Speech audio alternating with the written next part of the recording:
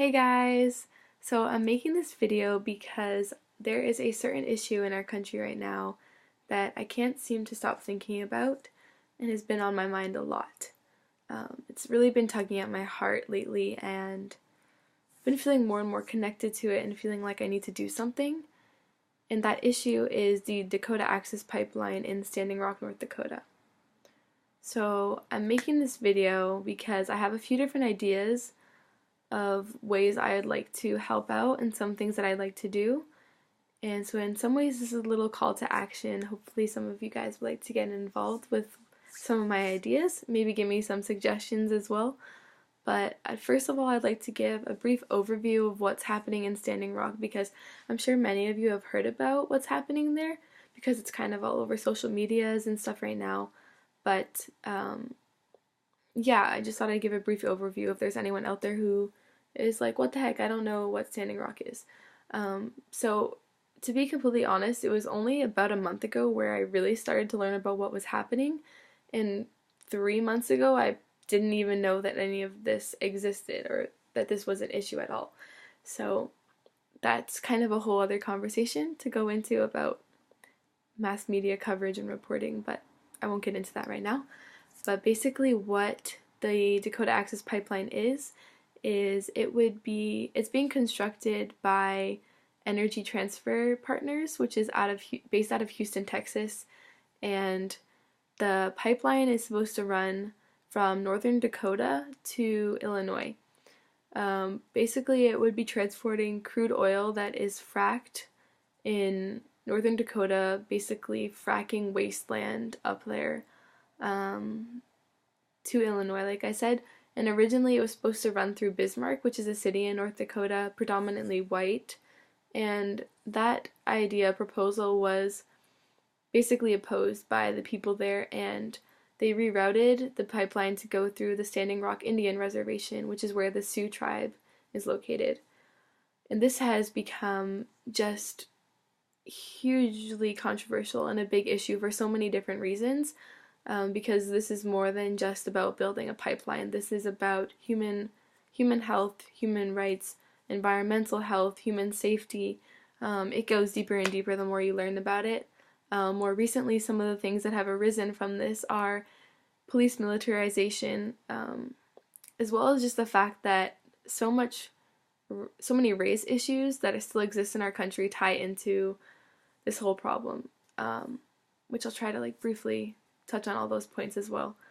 So one of the big things that pretty much anyone should be concerned with about the building of this pipeline is that the pipeline is projected to run under the Missouri River in two different places, as well as cross the Mississippi River and pass over 200 other bodies of water. And so if anything was to ever happen with the pipeline, leaking, breakage, anything like that, which eventually is very likely something would happen because this is a man-made infrastructure and not something, anything man-made. The reality is there's imperfections, and a leakage is kind of inevitable at some point. So if this water were to be contaminated, it provides drinking water to over 17 million people. And as we know, water systems are very interconnected, so if something gets contaminated, where does that water go? Then where does that water go? Where does that water flow to? Eventually, this is really a national issue of clean water. And I don't think we all want to see our country become Flint, Michigan. So this is very important to just be reminded that this is so much more than just that one area where the reservation is that would be harmed by a leakage. It's so much more than that.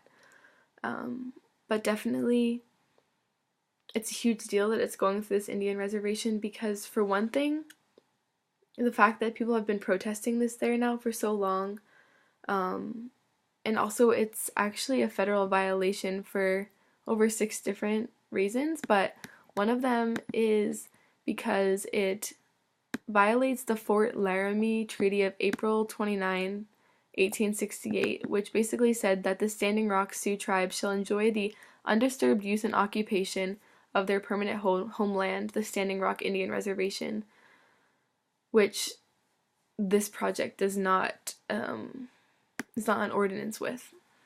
So that's one issue right there that I don't even understand how the project has made it this far, because currently the construction of the pipeline is being halted by President Obama, which is great, but unfortunately, as we all know, President Obama is not going to be in office for much longer, so who knows what will happen in the coming months. It's why it's such a pivotal time right now for people to be protesting at Standing Rock,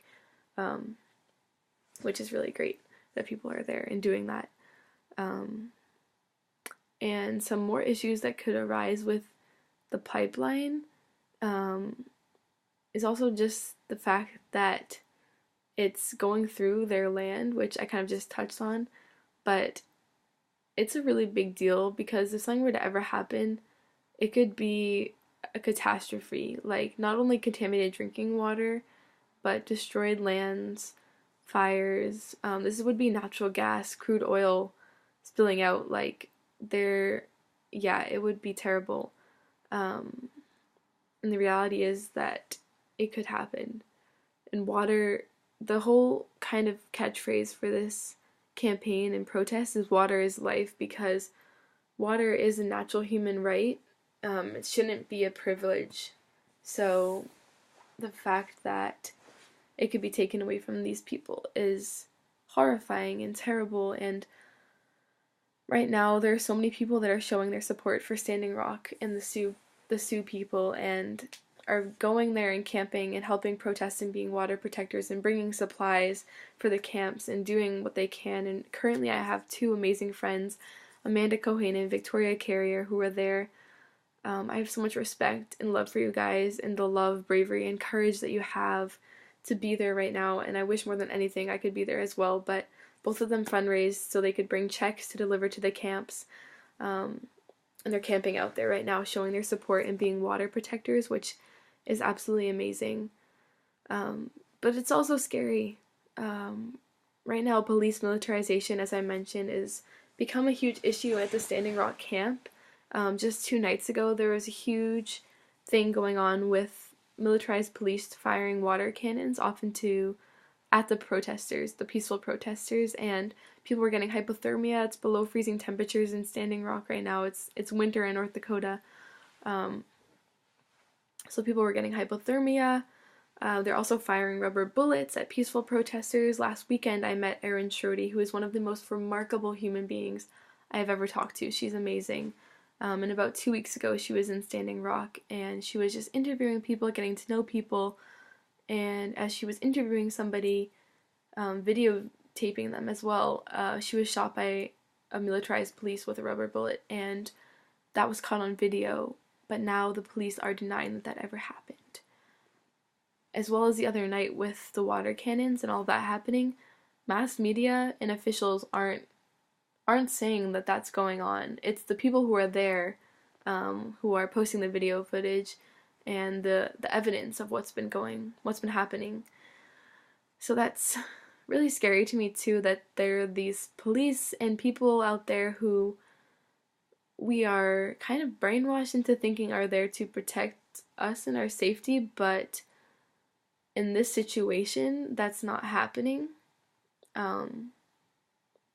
It's really scary how much power and money are behind these fossil fuel industries and big oil and all of this just grossness that is totally overpowering the human rights aspect of this. And I think that it's ridiculous that we can sit here all the time and talk about how there are so many people in the world that don't have access to clean water and how we should help them out and all of this, but then when we have people in our own country who have access to clean water, we're in question of whether or not we should protect that right for them. The federal government seems to not see the obvious answer in this situation of what it just, for me, the way I see it, and I'm not a super politically knowledgeable person, to be completely honest, there's still so much that I don't know, But in this situation, the way that I see it is that they are holding um, the value of profit much higher than the value of the safety of their people. And that just makes me so sad and stricken really with fear and grief and sadness and um, yeah, this is what's been on my mind a lot lately, and I've just been sitting here like, what can I do? How can I help the people at Standing Rock? Because I currently don't have the time frame or means of going to Standing Rock myself and physically being there and showing my support. And recently though, I had the opportunity to meet two other amazing people, Julia Witten and Tamsin Stringer, at the Project Green Challenge finals last weekend. You guys are so inspiring. Really love you. But both of them have brought up a really good point, that it's really great to post and share about what's happening at Standing Rock and spread awareness, because that's how people find out about it. That's how I found out about it. But there's also other ways, even if you can't go to Standing Rock, that you can show your support. And the way that I would love to do this is by sending supplies to the camp there. So over the next 3.5 weeks or so, I'm going to start collecting warm clothes such as jackets, coats, hats, gloves, scarves, warm socks, wool, blankets, tents, below zero sleeping bags, anything that could be of use at the camps right now, because there are so many people going out there camping in the cold. They need food, they need warm supplies, they need solar chargers. There's actually a great list on the website, the Standing Rock Camp website, of supplies that they need, so I'm going to link that with this video. So yeah, I'm going to collect whatever I can get from anyone. I know there's some things in my closet I'm going to send out, and I'm going to find a way to send all of it.